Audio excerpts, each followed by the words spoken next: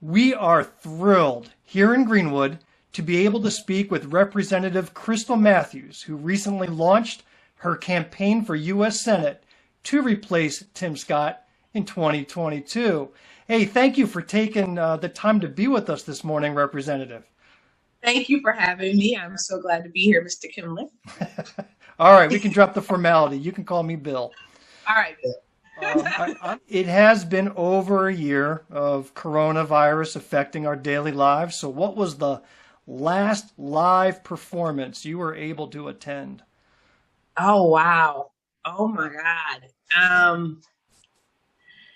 Had to be like February of last year. I don't even know. I can't remember.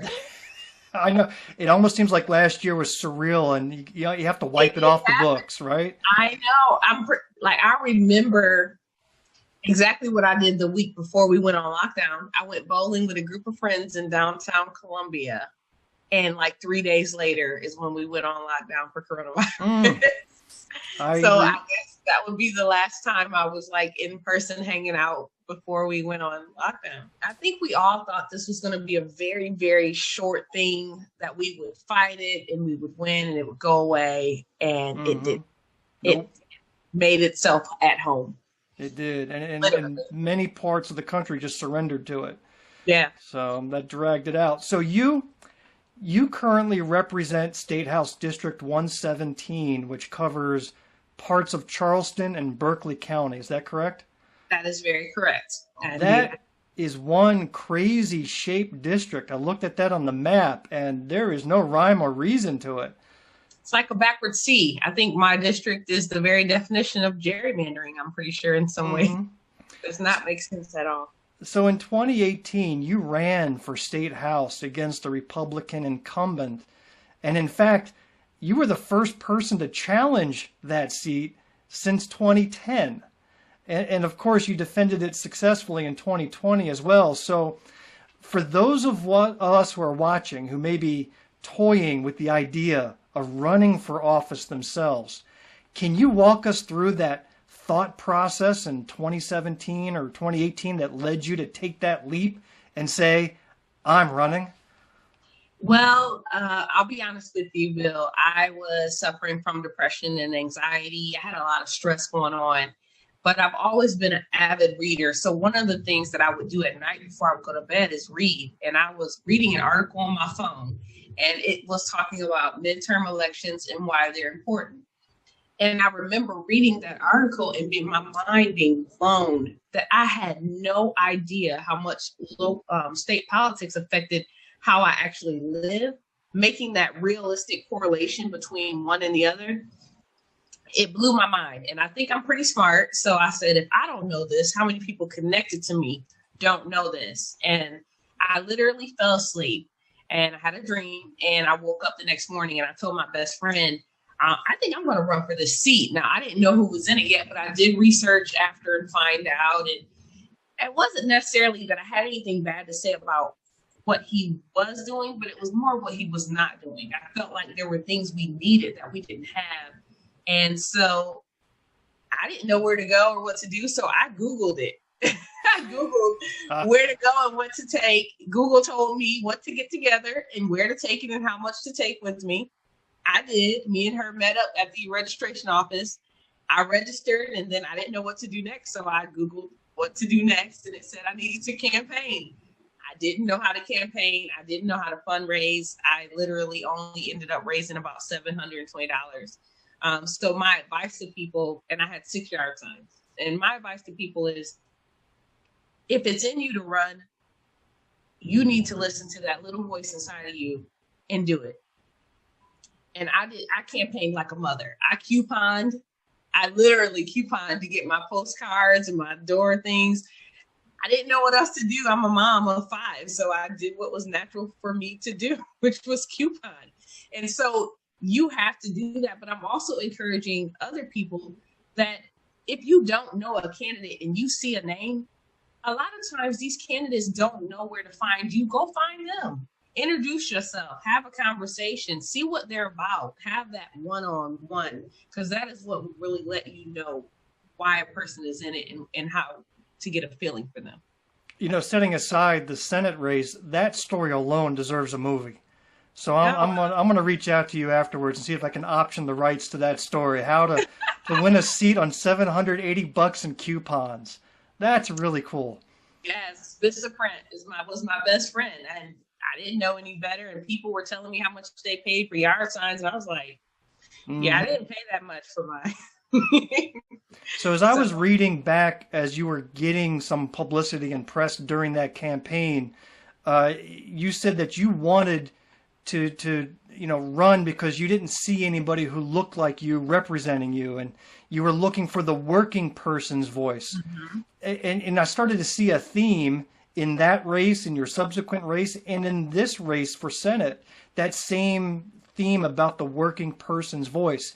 Now, you broadcast it out there. You're a single mother of 5 who works at Boeing as an engineering planner. Mm-hmm. Can I explore that a bit? What does an engineering planner do? So honestly, we read blueprints and we translate the requirements into work instructions that the mechanics use to build the planes. So you didn't have a ton of political background before you ran. You're just a regular none. So if you had asked me 5 years ago, would I be in politics? I probably would have laughed or told you no. But you get to the point where you're trying to figure out who is deciding this stuff and what rationale are they using? And then I got in the seat and boom, there it was. It is people who are politically expedient. And so you know what happens to us at the bottom, Bill? When they make decisions, the working class people or working families, fall through the cracks. Working families fall through the cracks because while they're so busy fighting over a political agenda, the things that we really need are falling through the cracks. And as is the thing with my Senate race, right? People are already trying to label me because I'm a Democrat and you're this and your Black Lives Matter. Well, obviously I'm Black. I guess me being Black doesn't automatically qualify me for Black Lives Matter, but okay, whatever. But really, I want to talk about things like credit reform. Everything working people need goes through your credit, whether you're talking about insurance or paying rent or your car or your house, buying a home. All of these things are based on credit.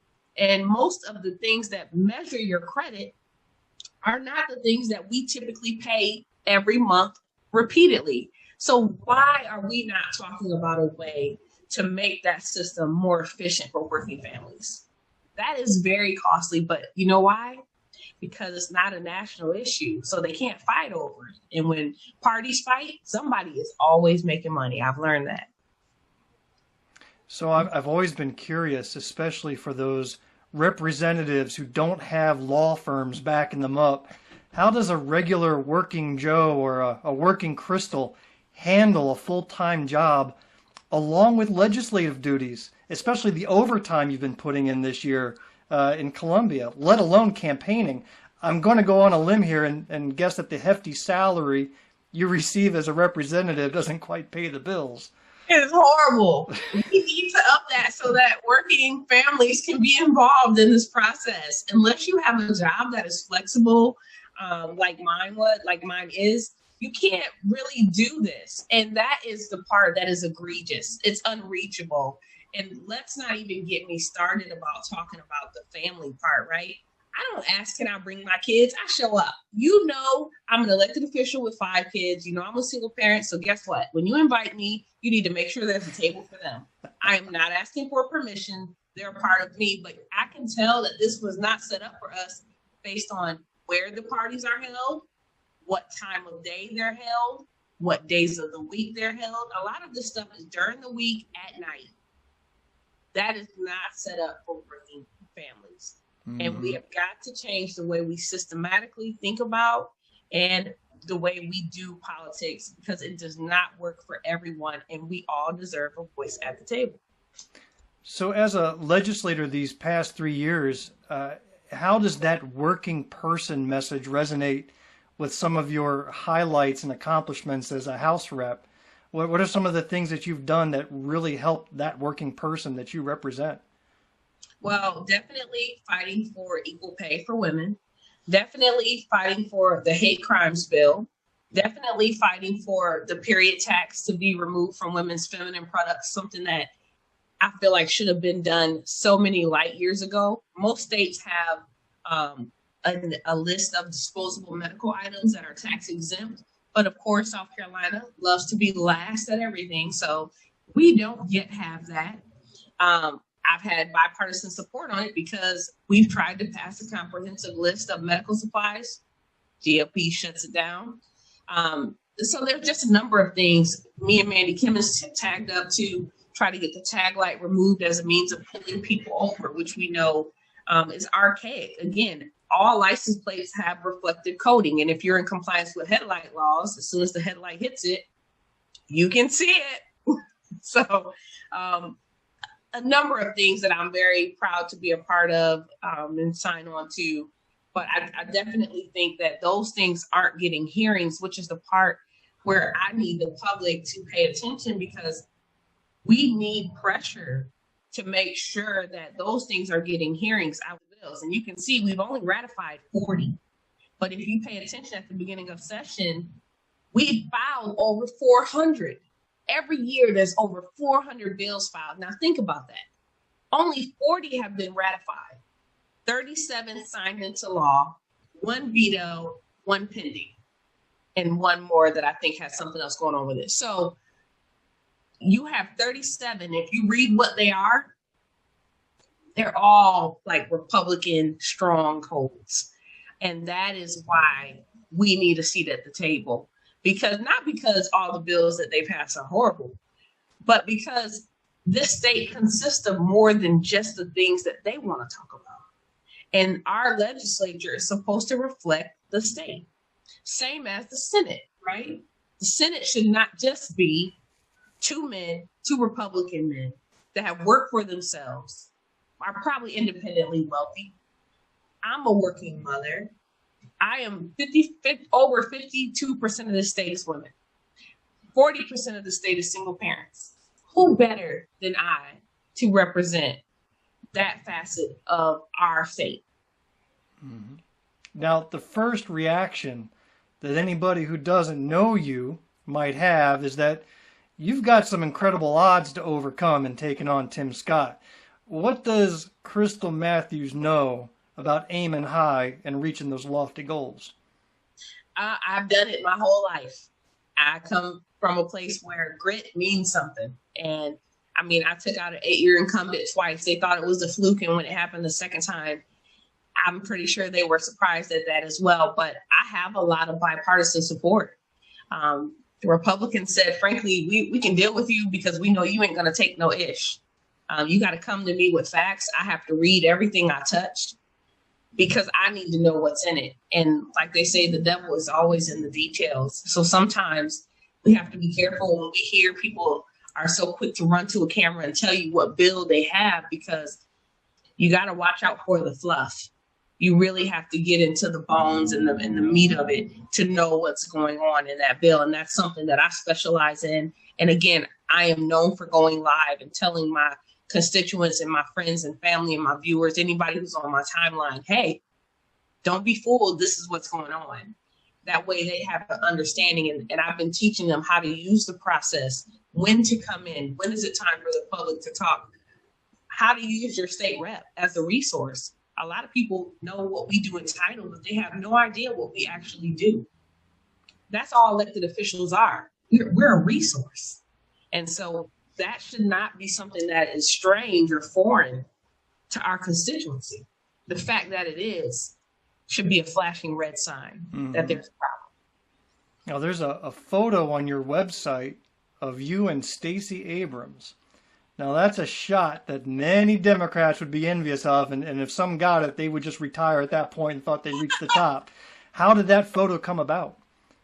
I went to Tyler Perry Studios in Atlanta for one of the presidential debates last time around, and she was there. And I was like, oh, I'm such a big fan. Can I take a picture? And I told her I was a state rep, and how we were down here fighting, and she's like, it's these southern states, and we've got to like organize and get together. So that was before she even, before we had the win this past year. And so she was already working it on the ground. And that's the one thing that these organizations in South Carolina that want to mimic that have to realize is that it took time. Not only did it take time, but she used a lot of existing structures and had them work together for a combined effort. And she also endorsed my last race as well. Nice. Yeah. You contacted personally all of the county party chairs prior to your announcement. Do you know how rare that is? No, I don't. Let's just say it's the first. Ignorance is bliss. I don't know. It's the first one, and I got to give you credit for reaching out because it's these interpersonal connections that can win the day. How do you feel the local county parties are positioned to help you in your campaign?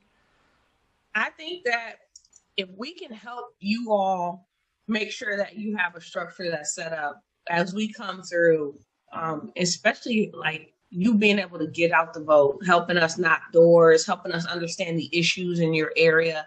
That is how you all can help my campaign, making sure people are registered to vote and that they understand how to vote.